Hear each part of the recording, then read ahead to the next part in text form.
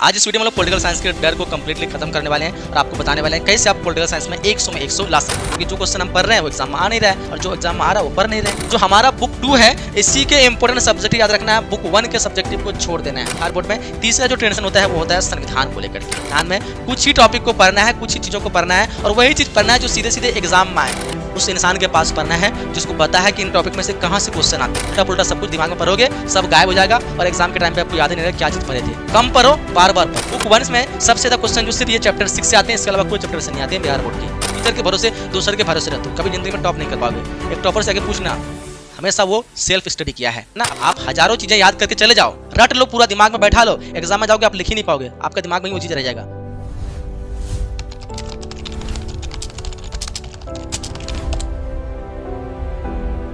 Hello प्यारे बच्चों, कैसे हैं आप सब। आई होप कि आप लोग काफ़ी अच्छे होंगे, लेकिन पॉलिटिकल साइंस से डर रहे होंगे। आज इस वीडियो में लोग पॉलिटिकल साइंस के डर को कंप्लीटली खत्म करने वाले हैं और आपको बताने वाले हैं कैसे आप पॉलिटिकल साइंस में 100 में 100 ला सकते हैं।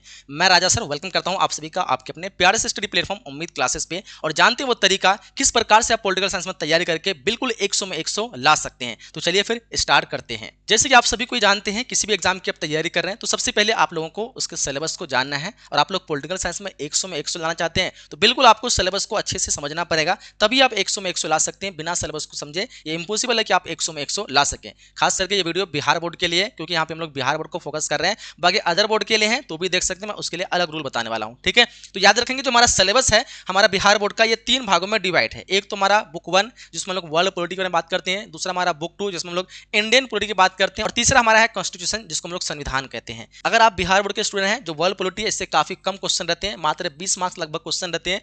और आपका जो दूसरा बुक है जो कि इंडियन पॉलिटी, हालांकि यहाँ पे वर्ल्ड पॉलिटी हो गया है, इंडियन पॉलिटी, इसमें कितने, तो इसमें लगभग 50 मार्क्स के क्वेश्चन आपके एग्जाम में बनते हैं। अब बाकी जो हमारा जो है ये कॉन्स्टिट्यूशन संविधान, इसमें आपका 30 से 35 मार्क्स के क्वेश्चन बनते हैं। तो आप सोच सकते हैं कि हमारा कॉन्स्टिट्यूशन और जो इंडियन पॉलिटी है ये कितना इंपॉर्टेंट है। जो वर्ल्ड पॉलिटी है इसमें मात्र 15 से 20 ही क्वेश्चन रहता है, जबकि ये दोनों से सबसे ज्यादा क्वेश्चन बनते हैं। तो अगर आप लोग वर्ल्ड पॉलिटी और इंडियन पॉलिटी तैयार करोगे, कॉन्स्टिट्यूशन पढ़ोगे नहीं, तो पॉलिटिकल साइंस आपको हार्ड नहीं लगेगा क्या? तो हार्ड तो लगना ही है, क्योंकि जो क्वेश्चन हम पढ़ रहे हैं वो एग्जाम में आ नहीं रहा है और जो एग्जाम में आ रहा है वो पढ़ नहीं रहे हैं, तो इसलिए तो हार्ड लगता है आप लोगों को। तो यहाँ पे हम लोग को स्पेशली ध्यान देना है जो इंडियन पॉलिटी बुक 2 है और कॉन्स्टिट्यूशन, इस पे ध्यान देना है। अब वर्ल्ड पॉलिटी की बात करें, अगर आप अदर बोर्ड के हैं तो वर्ल्ड पॉलिटी और हमारा जो इंडियन पॉलिटी है ये दोनों आपके लिए इंपोर्टेंट है। बाकी 5-10 नंबर का आपका संविधान से भी रहता है जो अदर बोर्ड के हैं, लेकिन उसमें ये दोनों ज्यादा इंपोर्टेंट। लेकिन बिहार बोर्ड के लिए तो आपके लिए ये दोनों ज्यादा इंपोर्टेंट है। तो सिलेबस आपने समझ लिया, अब हम बात करते हैं इन दोनों की तैयारी कैसे करें, इन सब की तैयारी किस प्रकार से करें कि हम 100 में 100 ला सकते हैं। तो सबसे पहले हम लोग बात करते हैं बुक 1 और बुक 2 की तैयारी कैसे करें, क्योंकि आपका जो है इंडियन पॉलिटी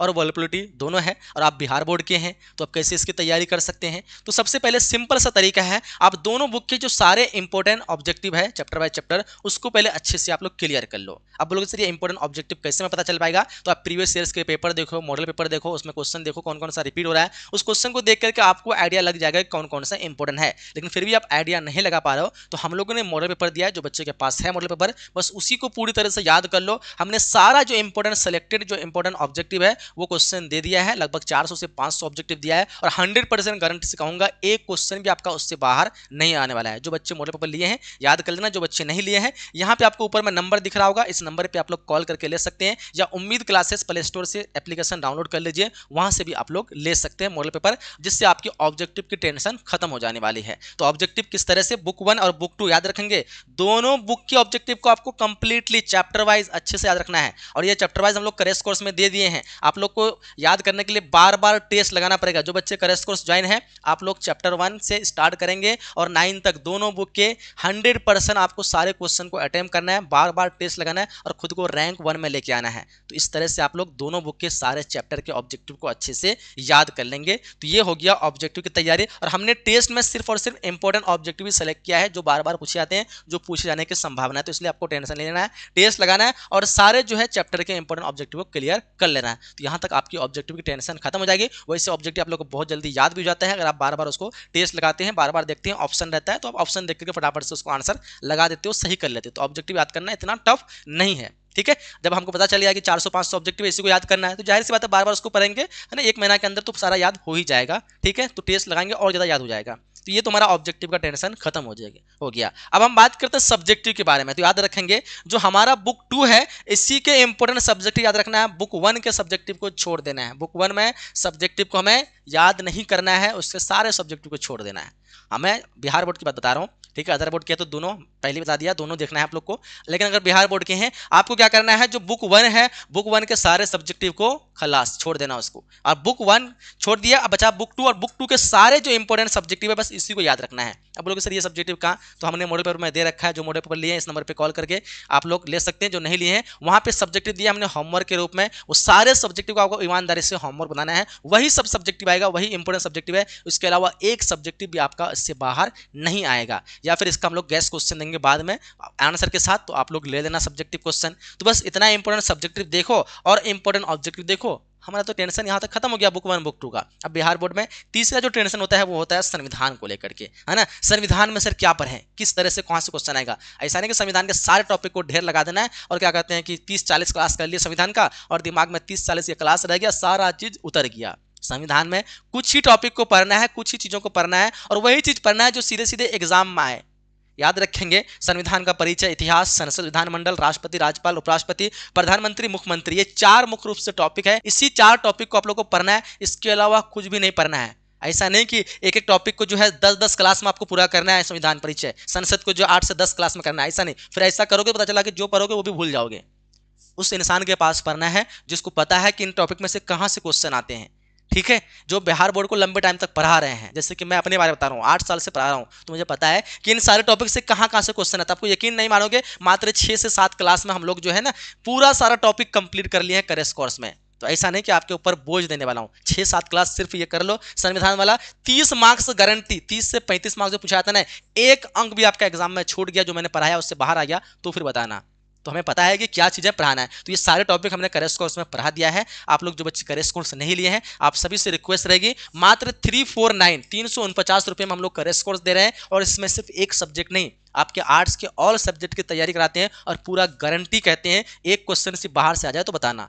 जितना क्वेश्चन पढ़ाएंगे ना पूरा क्वेश्चन आपके एग्जाम में आएगा। समझ लो कि एग्जाम से पहले अगर आपको क्वेश्चन पेपर मिल जाए तो आप थोड़े ना इधर उधर ध्यान दोगे। आपका मकसद क्या होगा, क्वेश्चन पेपर देखना, ना कि आप बुक उलाटोगे, नहीं ना। तो वही करेस कोर्स में लोग वही चीज देते हैं, एग्जाम में जो आएगा वो चीज करेस कोर्स में दे देंगे। एक चीज भी बाहर से पढ़ने की जरूरत नहीं पड़ेगा, ना आपको बुक उलाटने की जरूरत है, ना कुछ एक्स्ट्रा पढ़ने की जरूरत है, ना कहीं और पढ़ने की जरूरत है।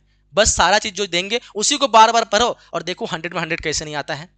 तो संविधान के ये सारे टॉपिक हमने करेस कोर्स में पढ़ा दिया है। अगर आप चाहते हो कि ये सारे क्लास जो है एक ही वीडियो में 1 शॉट में, है ना, 2 से 3 घंटा के अंदर पूरा कंप्लीट कर दें, तो इस वीडियो को आप लोग 15,000 प्लस लोगों तक पहुंचाओ, है ना, और लगभग क्या कहते हैं कि 400-500 प्लस कमेंट करो। मैं 100% जो है ये सारा फ्री में आप लोग को एक ही क्लास में कंप्लीट करा दूंगा। अब बताओ, एक क्लास में आपका पूरा संविधान कंप्लीट, 30 से 35 मार्क्स पूरा पक्का, चाहे वो ऑब्जेक्टिव और सब्जेक्टिव पूरा करा दूंगा। इतना पता है कि कौन क्वेश्चन एग्जाम में आना है, बस तरीका पता होना चाहिए, क्या चीज़ आप पढ़ रहे हो। उल्टा पुल्टा सब कुछ दिमाग में पढ़ोगे, सब गायब हो जाएगा, और एग्जाम के टाइम पे आपको याद ही नहीं रहेगा क्या चीज़ पढ़े थे। कम पढ़ो, बार बार पढ़ो। ऐसा नहीं कि सब चीज़ इकट्ठा कर लेते दिमाग में, ये तो सब कहेगा ये चीज़ पढ़ लो, वो चीज़ पढ़ लो, वो चीज़ पढ़ लो। लेकिन जो इंसान दिमाग वाला होगा, जो इंसान को एक्सपीरियंस होगा ना, वो नहीं कहेगा ये सब पढ़ लो, वो सब पढ़ लो, वो कहेगा सिर्फ ये पढ़ो, ये एग्जाम में आएगा। मैं वही चीज़ कहूँगा, सिर्फ ये पढ़ो, जो चीज़ मैं पढ़ाऊंगा वही एग्जाम में आएगा, इससे बाहर कुछ भी नहीं आएगा। तो बाहर की बहुत सारी चीज़ें इकट्ठा करना दिमाग में ये फजूल है। जो ऑब्जेक्टिव आपको मॉडल पेपर में दिए हैं वही ऑब्जेक्टिव आएगा, जो सब्जेक्टिव उसमें हमने होमवर्क दिया है वही आएगा, जो गैस क्वेश्चन सब्जेक्ट देंगे वही आएगा, उससे बाहर कुछ भी नहीं आएगा। तो आप सभी को मैंने बता दिया, ये संविधान के सारे टॉपिक को पढ़ सकते हैं। ऑब्जेक्टिव में आप दोनों बुक के सारे इंपॉर्टेंट ऑब्जेक्टिव को याद कर लेंगे, और सिर्फ बुक 2 के आपको इंपॉर्टेंट सब्जेक्टिव याद करना है, और बुक 1 के नहीं याद करना है। बुक 1 का एक चैप्टर है, चैप्टर नंबर 6, इस चैप्टर को बहुत अच्छे से आप लोग को देख लेना है। इसके इंपॉर्टेंट सब्जेक्ट ऑब्जेक्टिव दोनों कर लेना है, जिसका नाम है अंतरराष्ट्रीय संगठन। इससे काफी सारे क्वेश्चन आते हैं। बुक 1 में सबसे ज्यादा क्वेश्चन जो सिर्फ ये चैप्टर 6 से आते हैं, इसके अलावा कोई चैप्टर से नहीं आते हैं बिहार बोर्ड के, ठीक है। अंतरराष्ट्रीय संगठन से लगभग 10 से 15 नंबर का क्वेश्चन आता है, और यही से सब क्वेश्चन आते हैं, किसी से नहीं आते हैं। तो ऑब्जेक्टिव भी यहाँ से काफी सारे रहते हैं, और सब्जेक्टिव लगभग 5 मार्क्स 2 मार्क्स में रहता है